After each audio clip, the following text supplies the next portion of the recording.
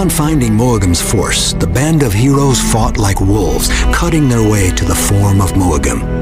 There, Connacht and the Faceless Terror squared off as the battle raged around them. After a sword battle the likes of which had never been seen, Moagam clutched his final wound and dropped into the snow and mud. The undead in his army began to shiver, collapsing into piles as the magic that held them together was no more. The war had been won, but at a terrible price. First, the Smiths of Muirthemne and the people of the Downs. Then the Ogre and the 12 Duns had perished. Even the Emperor himself had given his life to this conflict. But now, finally, the terror of Moagam's war was over. With Moagam's blood still wet on his sword, Connacht led his battered force back down the Norn Pass.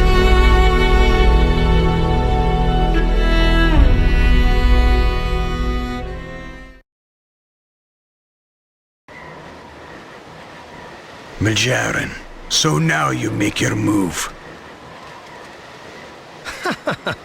You're not quite as stupid as I thought. I knew that you were the traitor to the Empire. That you are responsible for bringing Moagam to flesh again. Clever.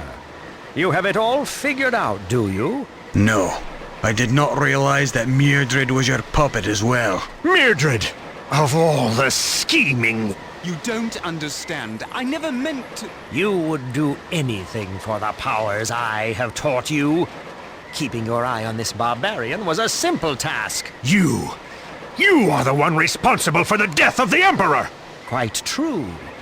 And now, the Empire of the Cath Bruig is rightfully mine. You can join me if you like. I need a warrior of your status and skill to lead my armies. All you will get from me is the edge of my axe, traitor! Faugh! Perhaps you are the ignorant savage I thought you were. Enough talk, murderer! Kill them!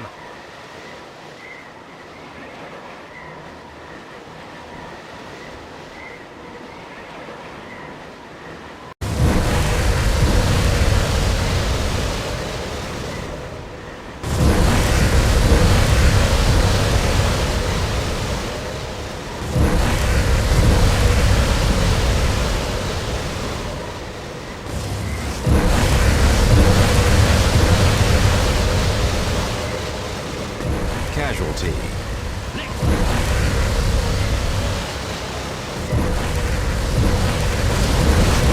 Casualty.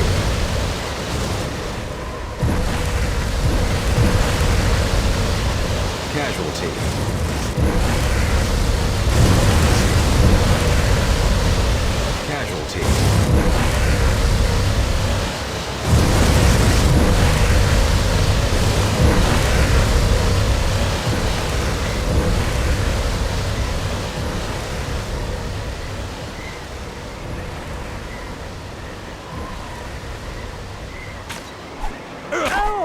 Bring it!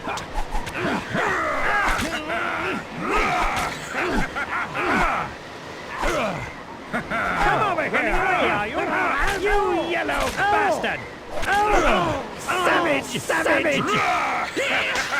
For the Emperor! For Lancaster! For the Emperor! For Lancaster!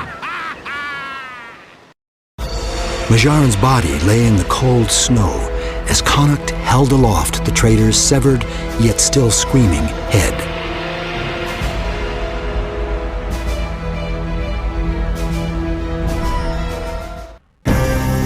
The Leveler Majarin had been exposed and ultimately defeated.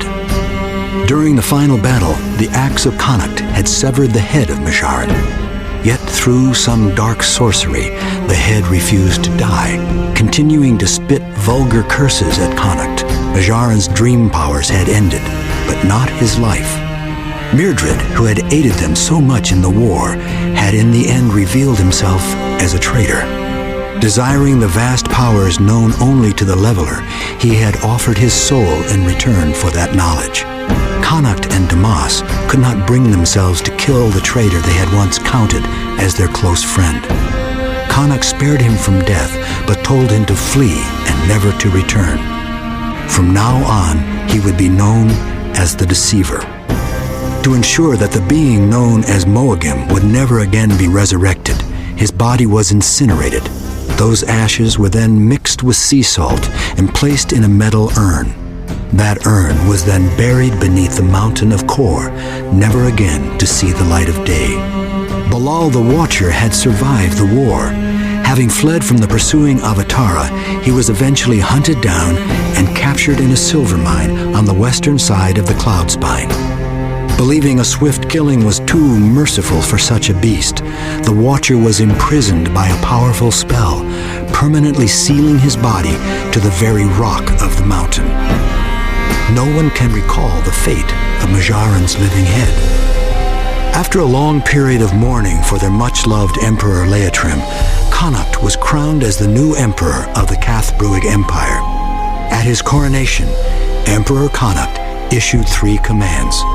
Firstly, the city of Lankerfan was to be renamed Mirthemni to honor the brave Dwarfen smiths who had given their lives to save it. Secondly, for the honor of the Northmen of the 12 Duns who had fallen in battle, they were to be interred in the mausoleum of Clovis, the first emperor of the Cath-Bruig. And finally, the mountain pass where Emperor Leitrim fell to Moagim's blade was to be renamed the Stair of Grief.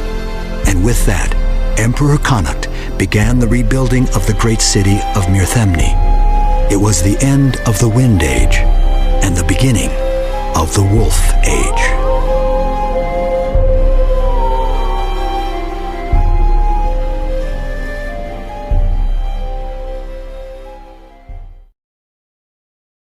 Many years after the close of the Wind Age, Emperor Connacht called Damas into the imperial chamber. Damas, how run the armies of the Empire? Very well, my Emperor. It has been a long time since last we spoke. Too long, my friend. How fares Ravana? She's busy teaching Finn how to fight. He has his father's skill, I bet. And his mother's temper. You have a good family, Damas. Thank you, my Emperor. Damas, I have a quest for you. A quest? That'll solve any boredom I've gained by training the troops. The quest is a serious one, my friend. I bid you to gather the items of power left in the world. Items like the Tain, the Sunhammer, the Eblis Stones, and the Trabist's Mirror. Gather together all the items of power remaining in the hands of men and bring them here. I shall bring them to you, my Emperor. No, do not bring them to me. When you gather them, you are to hide them from me. Burn those that will burn, and bury those that will not. And never let me know where you have hidden them, never. Yes, my Emperor. I will do as you wish. But answer me, why do you ask this? You could use these things for the benefit of the Cath-Bruig. Why destroy them? Ever since we met with the Shade Mazarin have I known the future. Not everything, mind you, but the major events. I knew that there was a traitor among us. I knew that I would become emperor. But it is the future that concerns me. How so? The world, my friend, has a nature to it. A cycle of light and dark that controls the very destiny of mankind. We have surfaced from an age of darkness into a new age of light, but the world will not always be so. I know that the darkness will return, that I will return, and bring in the new age of darkness. Preposterous.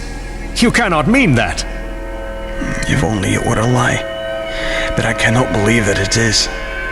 That is why I bid you to destroy the artifacts of power. When the darkness resurfaces, I do not want it to have access to those items of destruction. You will humor an old man, won't you? Though I do not completely understand, I will do this for you.